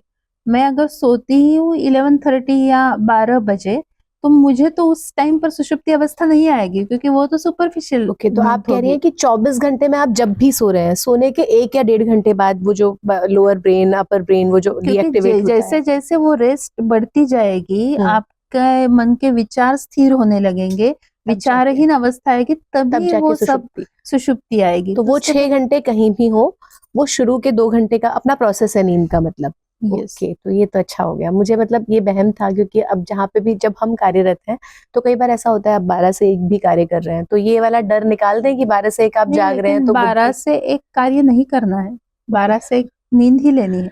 वो कार्य आप दूसरे दिन सुबह जल्दी उठकर कर सकते हैं। ओके। ऐसा नहीं है कि आप जल्दी उठकर वो काम करेंगे तो दूसरा कुछ हो जाएगा। इतनी जल्दी तो हमें किसी भी कार्य में नहीं होती है।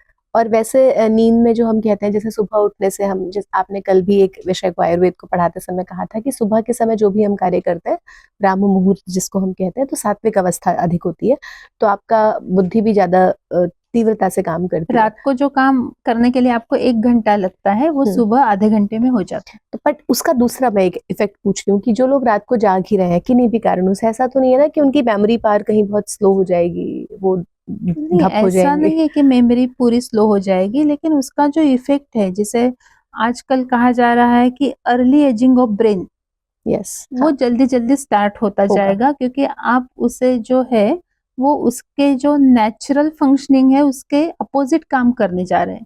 ठीक उसे बात है। अभी सोना है, लेकिन आप उसे फंक्शनल रख रहे हैं, जबरदस्ती कार्य करा रहे हैं। जबरदस्ती कर रहे हैं, तो वो तो इफेक्ट होगा ही। ठीक है, तो बेसिकली हम 10 बजे सो जाएं, 10 बजे ठीक ठाक 4 टाइम बजे उठ उठना जाए। है, 10 बजे सोना है, 4 बजे उठना है। करेक्ट है, ठीक है, ये सबके लिए है और सबको ध्यान से रखना है इस बात को। एक और बात है मैम, व्हाट्सएप यूनिवर्सिटी आजकल काफी प्रसिद्ध है, और वहां पर हम एक दूसरे को खूब सारे नुस्खे बताते हैं। कोई कहता है कि नींबू और गर्म पानी लीजिए, कोई कहता है काढ़ा लीजिए, कोई शहद के साथ कुछ वेट लॉस की जर्नी बताता है, कोई चिरायता पी रहा है। तो ये जो अलग अलग नुस्खे हैं, ये क्या हर व्यक्ति के लिए अलग है, या हर सब व्यक्तियों के लिए एक समान है? या जो दशविध परीक्षा के आधार पर एक ही औषधि 2 अलग अलग लोगों के लिए कैसे विष या कैसे अमृत बन पाती है, इस विषय पे थोड़ा सा प्रकाश डालेंगे? पहले तो आयुर्वेद ऐसा कुछ नहीं कहता है कि आपको हर रोज सुबह उठकर कुछ काढ़ा पीना है या कुछ चिरायता पीना है या कुछ खाना है। इवन गर्म पानी जो भी हम देख रहे हैं कि गर्म पानी में नींबू डालकर उसमें शहद डालकर लोग हर रोज पीते रहते हैं, वो भी आयुर्वेद नहीं बताता है। आयुर्वेद ने सिंपली क्या बताया है कि ब्राह्म मुहूर्त पर उठना है, शौच करना है, दंत धावन करना है, ज्ञानेंद्रियों की आपकी केयर करना है, व्यायाम करना है, स्नान करना है। कहीं पर भी कषाय पान मीन्स काढ़ा वगैरह कुछ लेना नहीं आता है। ये जो नुस्खे हम पढ़ते हैं, लेकिन हम ये नहीं देखते कि ये जो द्रव्य उसमें बताया जा रहा है, कुछ भी हो, चाहे सिंपल त्रिफला ले लीजिए, हमें तो ये पता ही नहीं है कि उसके गुण कर्म क्या है, उसका फंक्शन कैसे होता है, कौन से फार्मेसी से वो अच्छा लिया जाएगा। ये कुछ ना सोचते हुए कोई तो बता रहा है कि नहीं नहीं इससे स्किन ग्लो हो रही है, तो मैंने स्टार्ट कर दिया। ये जो है वो सबसे गलत है। और आयुर्वेद का जो भी कुछ बैड इफेक्ट्स जिसे हम कह सकते हैं, या जो लोग भी बताते हैं कि नहीं नहीं आयुर्वेद कुछ काम नहीं करता, इसके कारण ये सब व्हाट्सएप यूनिवर्सिटी और ये जो चल रहा है कि रील में देख लिया, मैंने स्टार्ट कर लिया, मुझे तो उसका साइंटिफिक इवेल्युएशन क्या है ये भी पता नहीं है। तो आयुर्वेद ऐसा कुछ नहीं कहता है कि सुबह उठकर ये करना है, ये पीना है, ये खाना है, कुछ नहीं करना है। आप कह रही हैं कि सुबह उठ के बिल्कुल सामान्य, अगर हाँ ठीक है कॉन्स्टिपेशन है तो थोड़ा बहुत पानी पी लीजिए। लेकिन वो भी रात के समय पीना चाहिए, सुबह उठकर नहीं करना है। ओके, तुरंत तुरंत कुछ नहीं होगा, ठीक है, रात को पी लिया और फिर सुबह उठ के आराम से आप दंत धावन, शौच और ज्ञानेंद्रियों का शोधन कीजिए, व्यायाम कीजिए, आप स्वस्थ हो जाएंगे। ठीक है, तो ये सबके काफी लोगों के भ्रमों को तोड़ेगा। इसके अलावा जो विरुद्धाहार, दूध और फल एक साथ, मिल्क शेक लेना, इसके लॉन्ग लास्टिंग इफेक्ट्स, क्योंकि हमें अब बचपन से हम भी पीते आ रहे हैं, मुझे नहीं लगता कितने, अब तक हजारों ग्लास तो पी लिए होंगे बनाना शेक या मिल्क शेक, मैंगो शेक। इसका क्या प्रभाव है और ये कब कैसे इफेक्ट डालेगा? विरुद्धाहार जो है, विरुद्धाहार का मतलब क्या है कि जो आपके शरीर के धातु है उसके ये विपरीत गुण, एक तो धातुओं का परिवर्तन नहीं करेगा, उसके यहाँ पोषक अंश नहीं आने देगा, या उसका जो निर्मिति है उसमें बाधा डालेगा। ये जो इस प्रकार के जो कॉम्बिनेशन है उसे हम विरुद्धाहार कहते हैं। जो आप उदाहरण दे रही है जैसे फ्रूट सलाड है, मिल्क शेक है, विरुद्ध के टोटल 18 प्रकार 18 टाइप्स बताए हैं, उसमें से ये एक प्रकार है संयोग विरुद्ध, कि कौन सी चीजों का कॉम्बिनेशन नहीं करना है, वो है संयोग विरुद्ध। उसमें फल उसमें दूध और नमक हो गया। आता है, दूध और नमक भी आता है, दूध और फल भी आता है। क्यों आता है? क्योंकि हर एक फल में कोई ना कोई एसिड रहता है जो आपके दूध को फाड़ देता है। फटा हुआ दूध तो हम ऐसे भी नहीं लेते हैं वैसे भी, तो वो वही प्रक्रिया करके हम उसे ले रहे हैं। तो बहुत लोग, बहुत पेशेंट्स ऐसा कहते हैं कि नहीं नहीं हम तो बचपन से खाते आ रहे हैं। बचपन से खाते आ रहे हैं ये बिल्कुल सही है कि जब तक आपकी तरुण अवस्था बनी रहती है तब तक आप किसी भी चीज को सहन करने में समर्थ होते हैं। जैसे जैसे वो जो अवस्था है वो आगे आगे जाएगी, जो प्रकोपित हुए दोष है, जहां जहां वैगुण्य आपको दिखाई देगा वहां वहां जाकर व्याधि उत्पन्न कर देते हैं। उसके जो लिस्ट अगर आप देखते हैं विरुद्धाहार से उत्पन्न होने व्याधियों की, तो उसमें इनफर्टिलिटी है, डायबिटीज है, सारे lifestyle disorders, specifically skin disorders. अभी आप देखते हैं कि स्कूल गोइंग या कॉलेज गोइंग गर्ल्स जो होती है वो भी आती है कि नहीं मेरी स्किन डल हो चुकी है तो क्रीम दे दो, ये दे दो, वो दे दो। उसके लिए ये भी एक कारण है कि विरुद्धाहार का सेवन हम बहुत ज्यादा कर रहे हैं। तो वो भी आपके स्किन, आपके बाल सभी पर काम करेगा। बेसिकली विरुद्धाहार डायरेक्टली स्किन को भी इफेक्ट कर रहा है, हानि पहुंचा रहा है, और जितने भी लाइफस्टाइल डिसऑर्डर्स हैं उनकी एक कहीं वजह ये भी है। और आप कह रही हैं एक नहीं, ऐसे 18 तरह के विरुद्धाहार हैं। तो कभी हम एक सेशन इसी पर करेंगे कि विरुद्धाहार कैसे हैं। अभी आपने फेस वॉश और फेस क्रीम्स की बात की, लड़कियां हो लड़के हो, मतलब कोई भी हो, सभी इसी समस्या से परेशान है और सबको लग रहा है कोई ऐसा आयुर्वेदिक नुस्खा है बस एक दिन में लगाएं और चेहरा हमारा पद्मावती वाला बन जाए। ऐसा भी कुछ है आयुर्वेद में? एक्चुअली उसकी जरूरत है या नहीं ये पहला क्वेश्चन है, क्योंकि आपका जो वर्ण है वो आपके जन्म के समय ही तय होता है, वो कभी भी नहीं बदलता। हाँ, क्या बदल सकता है कि पर्यावरण की वजह से, ये अल्ट्रावायलेट रेज की वजह से जो भी कुछ क्षति आती है त्वचा पर वो हम चेंज कर सकते हैं। आप पहले से ही आप कृष्ण धवल वर्ण के हैं, श्याम वर्ण के हैं, और आपको ऐसा लग रहा है कि नहीं नहीं मुझे अब गौर बनना है, तो ये किसी भी चीज से पॉसिबल नहीं है। और मेरा तो कहना यह है कि ऐसे करना भी नहीं चाहिए। क्यों करना चाहिए? जो हमारा वर्ण है वो है, हाँ वो अच्छा रहे इसके लिए आप काम कर सकते हैं। दूसरा, आपकी जो त्वचा है वो आपके डाइजेस्टिव सिस्टम का आरसा है। आपका पचन अच्छा है तो वो आपकी त्वचा पर दिखाई देता है, आपके चेहरे पर दिखाई देता है। तो सिर्फ कोई क्रीम लगाने से, कोई लेप लगाने से कोई भी किसी की भी त्वचा चमकीली नहीं बन पाएगी। इसके लिए अंदरूनी हेल्थ जो है, आपकी अंदरूनी स्वास्थ्य जो है वो अच्छा होना जरूरी है। अगर आपका आहार अच्छा है, उसमें से आपकी त्वचा को पूरा पोषण मिल रहा है, तो त्वचा जो है वो अपने आप ठीक हो जाती है। उसके लिए कुछ भी ज्यादा करने की जरूरत नहीं है। दूसरा, जो हमने वेगों के बारे में बात की थी, उसमें छर्दी मीन्स ओमिटिंग जो होता है, उल्टी, और दूसरा जो हमने देखा था कि अपान वायु या मलवेग, अगर उनके रोकने की आदत आपकी है तो वो भी आपकी त्वचा पर असर डाल सकती है। तो आपको आपकी हेल्थ के बारे में सोचना चाहिए, त्वचा अपने आप ठीक हो जाती है, उसके लिए कुछ अलग करने की जरूरत नहीं होती। ठीक है। और आपने कहा जो आंतरिक चीजों पे ध्यान रखना है, तो उसमें शुरू से कनेक्ट कर लेते हैं कि आत्मा, इंद्रिय और मन तीनों प्रसन्न होंगे तो चेहरा बाहर से भी अपने आप प्रसन्न झलकेगा। ओके। लगभग अंतिम प्रश्न है मैम कि ओजस जो है, जिसको हम असली शक्ति कहते हैं, ब्रह्मचर्य कहते हैं, इसे आधुनिक इम्यूनिटी में कैसे अलग देखें? क्या ओजस को भी मॉडर्न साइंस, मॉडर्न मेडिसिन मान रही है? और ओजस की निर्मिति के लिए हमको और किस तरह के ध्यान देने होंगे? ये जो ओजस, ये जो संकल्पना है, ये आयुर्वेद की है। मॉडर्न मेडिसिन तो इसे नहीं मानता। मॉडर्न मेडिसिन तो मन की स्थिति को भी नहीं मानता। वो जो साइकोलॉजिकल डिसऑर्डर्स जिसे हम कहते हैं या मानसिक विकार, वो डायरेक्टली ब्रेन से उसे जोड़ते हैं। वो तो मन की स्थिति को भी नहीं हाँ, मन मानते हैं। नहीं, वो यहाँ से ही कहते हैं, तो बिल्कुल सही। वो जो है, तो ओजस या संकल्पना ये है कि पूरे जो शरीर के धातु है, रस से लेकर शुक्र तक, रस, रक्त, मांस, मेद, अस्थि, मज्जा और शुक्र, इन सातों धातुओं का जो इसेंस, जिसे हम प्रसाद भाग कह सकते हैं, ये प्रसाद भाग जो है वो ओज है।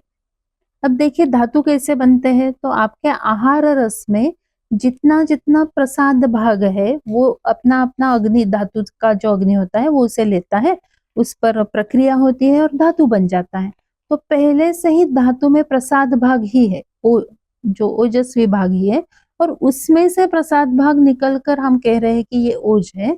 तो वो सबसे इसेंस, सबसे प्रसाद भाग जो है पूरे आपके आहार रस का, वो परिणित कहाँ हो रहा है, तो वो ओज पर परिणित हो रहा है। इसके कारण हम ये कहते हैं, ओज में भी हम दो क्लासिफिकेशन करते हैं, अपर ओज और पर ओज।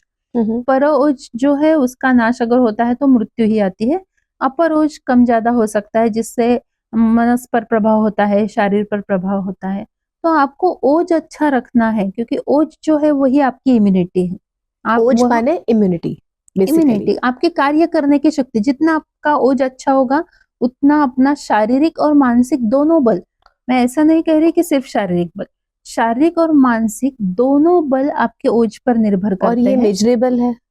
हाँ, क्योंकि ये शारीर बल जो है, तो बलम व्यायाम शक्त्याम परीक्षित, शारीर ठीक है। बल को आप व्यायाम शक्ति से उसका परीक्षण कर सकते हैं। मन का परीक्षण कैसे करना है, तो मन के जो विषय बताए हैं, चिंत्यम, विचार्यम, उय्यम, ध्येयम, संकल्प्यम, उसके आधार पर आप मन की शक्ति का अगर भी मन ये सब कर पा रहा है, उसकी धारणा हो रही है, उसको विषयों को समझ रहा है, चिंतन कर रहा है, ठीक से निर्णय ऊहापोह कर लेने पा रहा की है, क्षमता रख रहा है, हम्म, तो ये दोनों मेजरेबल है।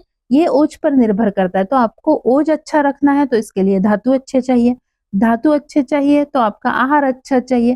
तो इसलिए लास्ट में ये सब आहार शुरुआत से आहार ही से हो जुड़ रहा है। जाता है। तो इसलिए आहार, निद्रा, ब्रह्मचर्य सबसे इम्पोर्टेंस जो है वो आपके आहार को दिया तीनों, गया है। मतलब जो आपके बेसिक स्तंभ है जीवन के, उनको आप उन पे काम कीजिए, आपका अगला अगला स्टेप अपने आप होता चला जाएगा। हाँ, कल भी आपने कहा था ना कि आहार, मुझे एक और बात उसमें पूछनी थी कि आहार वो है जो भी आप मुंह से ले रहे हैं।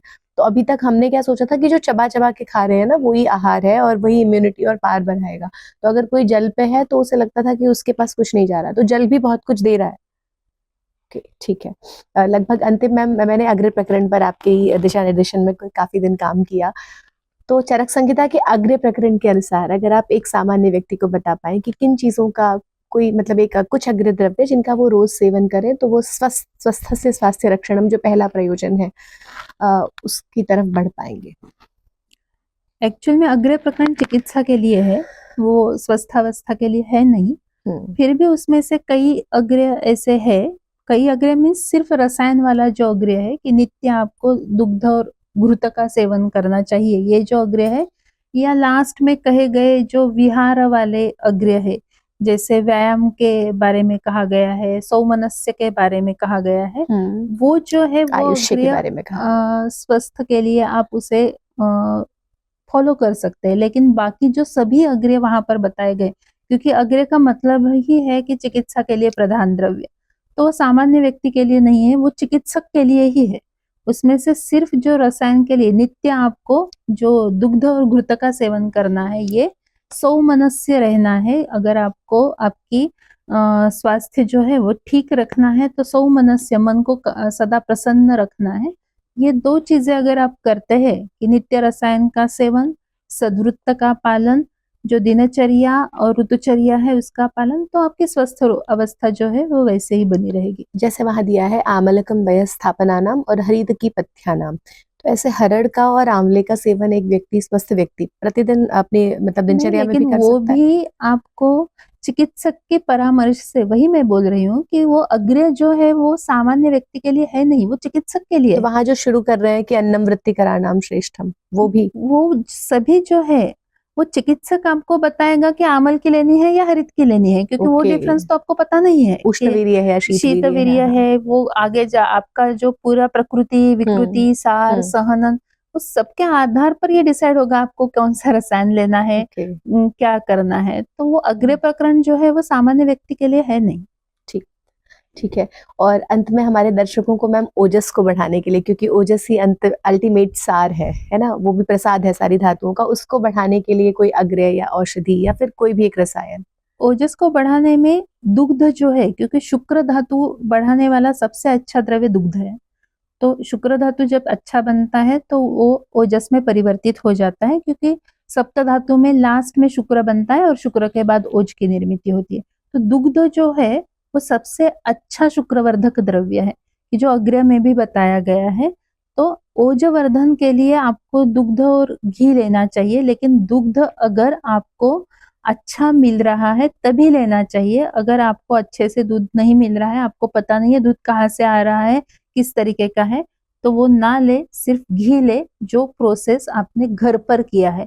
मीन्स दूध से दही, दही से ताक, ताक से नवनीत, नवनीत से घी, ये प्रोसेस अगर आपने घर पर की है तब आप घी ले सकते हैं, नहीं तो दुग्ध ले सकते हैं। और कुछ नहीं तो रात को सोते समय त्रिफला, घृत और शहद जो है, घृत और शहद जो है वो असमान मात्रा में लेकर, कि जो आपके आंखों पर भी अच्छा काम कर लेता है, वो आपको लेना चाहिए।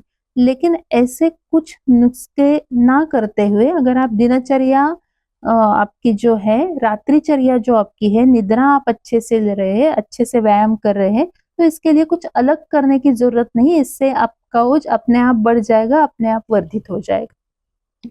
ठीक है, मतलब और कुछ भी नहीं लेना है। ठीक है मैम, बहुत बहुत धन्यवाद। आज आपने संहिताओं के गूढ़ ज्ञान को हमारी रोजमर्रा की समस्याओं से जिस सरलता से जोड़ा है वो अद्भुत था। भ्रांतियों और आपकी स्पष्टता ने हमें ये सोचने पे वास्तव में मजबूर कर दिया कि इंटरनेट पे जो प्रचलित नुस्खे हैं वो अपनाना कितना जोखिम भरा है। आपका ये बहुमूल्य समय हमें प्रदान करने के लिए केंद्रीय संस्कृत विश्वविद्यालय आपका आभारी रहेगा। आपका पुनः हार्दिक धन्यवाद। धन्यवाद। नमस्ते।